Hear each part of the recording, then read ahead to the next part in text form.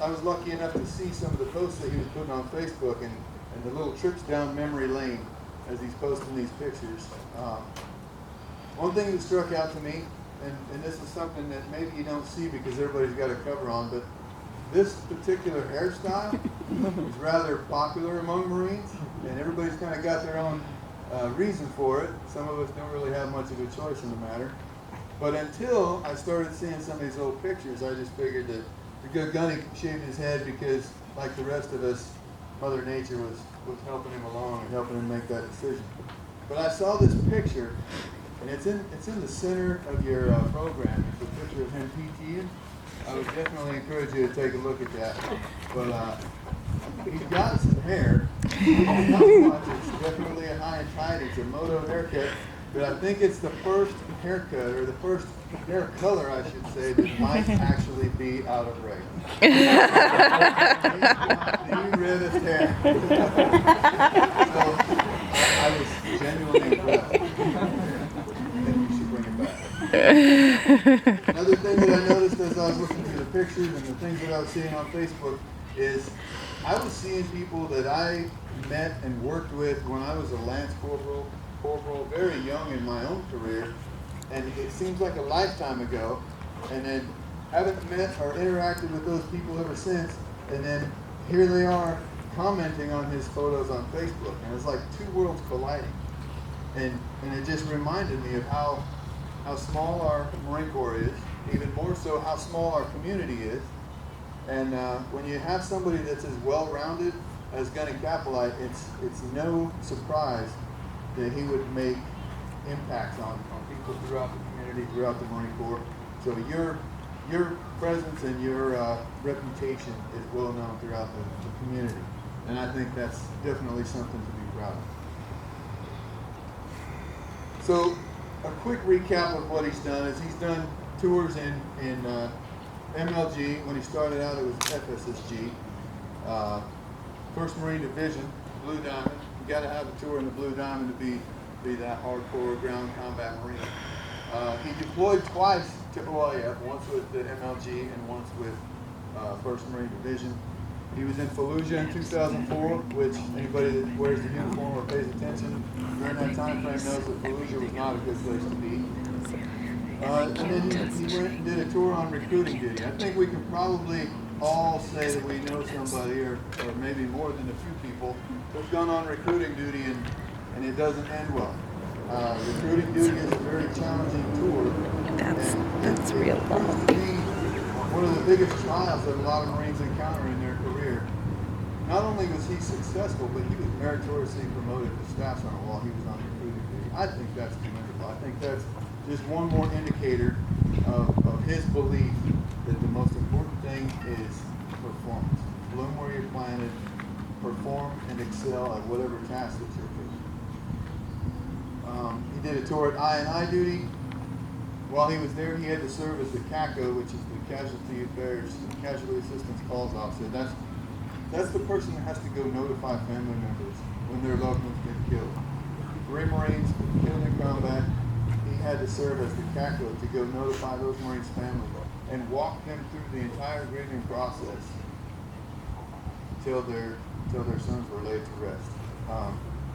I can't even imagine the growth that must have taken place during those difficult times.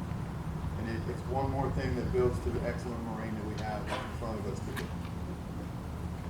So usually when I am honored and privileged enough to be the retiring officer for somebody, I try to keep it lighthearted, and I try to give everybody a little punchline or a clever, witty little thing. I figured Gunny kind of needs a call sign. So I was thinking about what can I use for a call sign. I had to think about some of the attributes that he had. I would say first and foremost is that he's very capable at being a multitasker. He's got 2 tours of company gunnery sergeant under his belt. He's got several stints of company first sergeant when the first sergeant was off deck. He's managed a lot of different things and done it very, very superbly. So I'd say he's capable of multitasking. He is ambitious. And I'll tell you why I say he's ambitious. Shortly after I got in the company command office, I got a leave request from the guy. And I think it was 7 days, 7 or 8 days maybe. And I started reading through because I like to have an idea of what they're planning on doing before I hit that approve button. And he said, I plan on going to check out a few places as potential retirement options. So my leave plan is to leave here, and go to Minnesota, and then go to Oklahoma, and then go to Nebraska, and then go to Texas, and then go to South Dakota. I can't even keep track of all the places. And I was like, I think he's testing me. I think he's seeing if I actually read this stuff. So I picked up the phone and I called him and I was like, you can't be serious. I think you're visiting 7 different states in 7 different days. And he said, no sir, that's the plan. That's what I'm doing. And I believe, were you flying or driving? I was driving, sir. That's right, he was driving. He was pretty much connecting the dots of the United States of America in his one leave plan. And in the end, it proved out to be a little bit more than what he could get accomplished in that short amount of time. But he did most of it. So he's very ambitious. And then the other thing that I'll say is he's thorough. He's extremely thorough. Also in the retirement preparation, he called me one day. He said, sir, I'm going to send you something. It's a document that I prepared. It's a little document, he said. It's kind of a retirement calculator, or like pros and cons, if you will.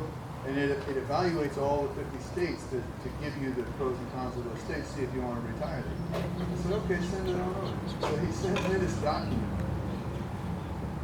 This is not a document. This was a database. I'm telling you, he had pros and cons for every one of the 50 states. He had whether you pay state taxes, whether they have a good VA program, on and on and on. As I'm looking through here, I realized that, you know, the little state on the far left is blue with a little underline. You gotta be kidding me. So these are hyperlinks.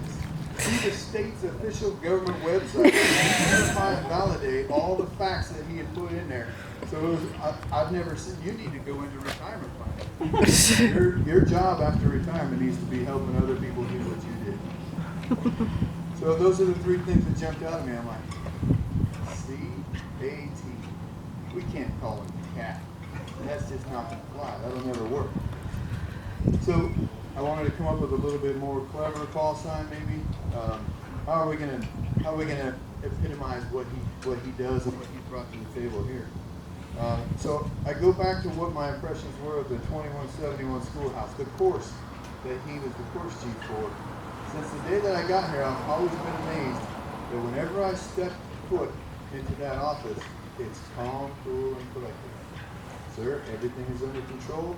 There's nothing to see here. That's the show. That's the image that he puts out at all times.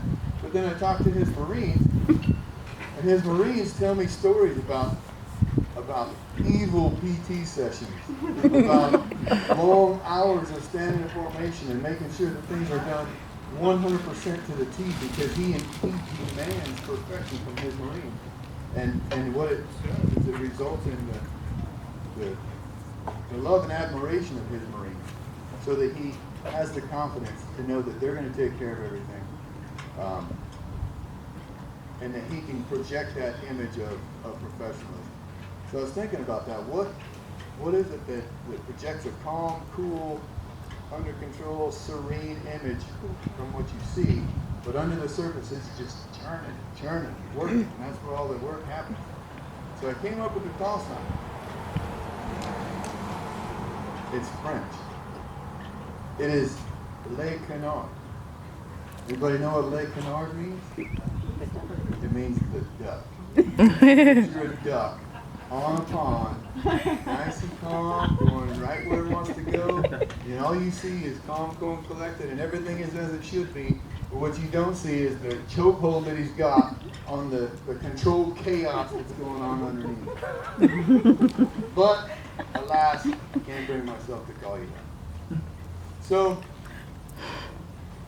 I got thinking about what it really is that epitomizes everything that I just described. Somebody that has everything under control, has the undying love and respect of his subordinates, keeps everything well under control, and makes sure that his superiors can go stand and speak with confidence about everything that he's given charge of.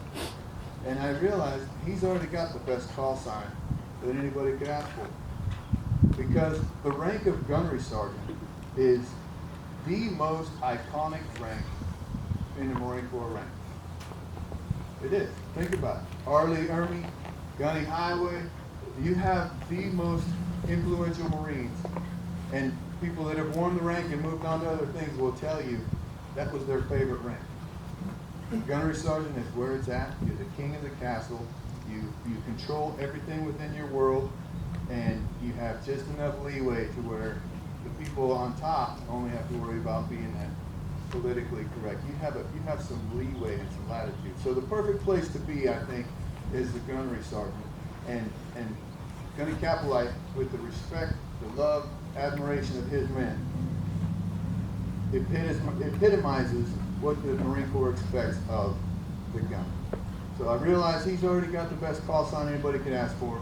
It's my humble opportunity. I'm truly honored to be here to retire you today.